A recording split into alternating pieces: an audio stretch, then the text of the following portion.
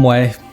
Bah, c'est guère mieux. Bonjour à tous. Aujourd'hui, dans mes radars, je vous propose le deuxième film de la saga OSS 117. Même si on passe à la couleur avec ce deuxième long métrage, le contenu est guère mieux que le premier film. Les mêmes défauts sont présents. On reparle de tout ça après une mise en perspective de ce deuxième opus de la saga. Banco à Bangkok pour SS 117 sort en 1964. Du côté James Bond, on a un certain Goldfinger sur les écrans. Autant dire qu'il n'y a pas match entre les deux, hein. La comparaison est extrêmement difficile pour OSS 117. On retrouve à la tête de ce film André Hunebelle à la réalisation et Kerwin Matthews dans la peau de l'agent. Le niveau de ce casting est monté quand même d'un cran dans ce deuxième long métrage avec l'arrivée de deux stars de l'époque. Dans la peau de la bonisseur de la Batgirl, on a la sublime Pierre Angeli. Elle fut une star à Hollywood dans les années 50, elle donna la réplique à Kirk Douglas ou autre Paul Newman. Et oui, rien que ça. Et on retrouve dans le rôle du méchant notre Robert Hossein national. Le film est tout de même un beau succès avec une 12e place au box-office 1964 et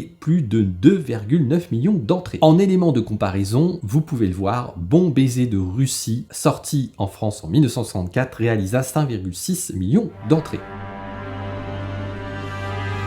Un étrange variant du virus de la peste fait son apparition dans le monde. Il n'en faut pas moins pour que OSS 117 aille enquêter en Thaïlande afin de trouver les raisons de cette résurgence. Bon, et bien comme je vous le disais en intro, c'est guère mieux que le premier opus. Le plus gros problème de ce film, c'est qu'on s'ennuie les 2/3 du temps. Et pour un film d'espionnage action, eh bien c'est forcément rédhibitoire. Je pense qu'on aurait pu raccourcir le film de 20 minutes, on aurait gagné en intensité et donc en intérêt. Les acteurs font leur job, mais il n'y a rien d'extraordinaire pour l'époque. Comme je vous le disais, Robert Hossein fait du Robert Hossein. Mais qu'est-ce que tu veux dire par là? Il y a peut-être des fans de Robert Hossein qui vont pas apprécier ta remarque. Ce que je veux dire par là, c'est qu'il fait le mec ténébreux, mystérieux. Un peu comme on pouvait le voir dans Angélique, Marquise des Anges à l'époque. Et puis on nous monte un suspense par rapport à l'antagoniste. Bah, il n'y a pas photo, on sait pertinemment qui va être l'antagoniste principal de ce film. Ça ne servait à rien d'essayer de nous faire croire qu'en fait le méchant c'était pas Robert Hossein, mais c'était peut-être quelqu'un d'autre. Non.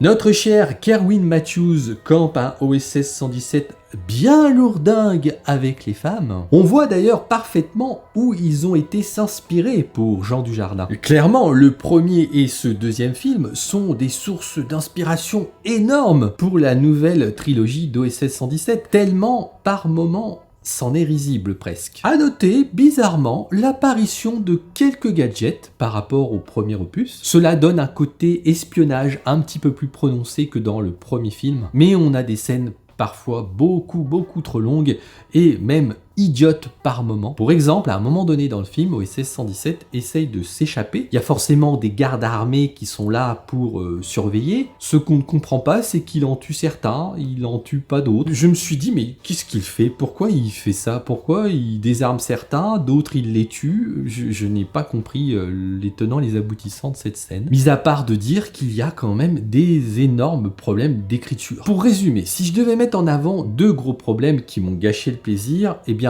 déjà, premièrement, j'en ai déjà parlé, c'est trop long. C'est beaucoup trop long. Les scènes sont étirées jusqu'à plus soif. Le dernier tiers du film quand même redevient peu à peu intéressant parce qu'il y a des scènes d'action. Et puis la musique, encore une fois, c'est une catastrophe. Par moments, le thème est totalement inapproprié avec l'ambiance de la scène. Exemple, on voit des souris en train de subir des expériences. Certaines meurent. Et là, eh bien, on nous met une musique de salle d'attente. Un peu comme ça.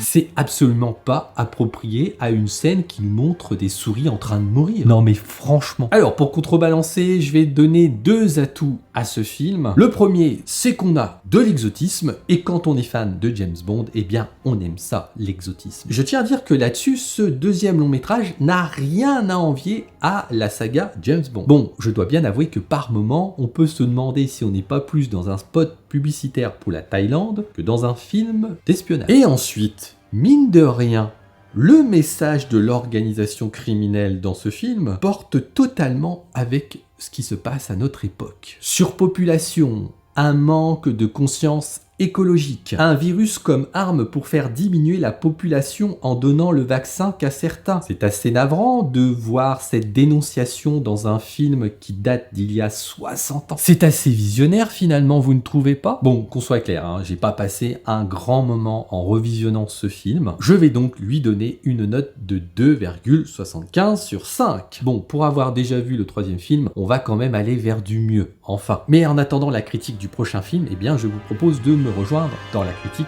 du premier film. C'est par ici, à tout de suite!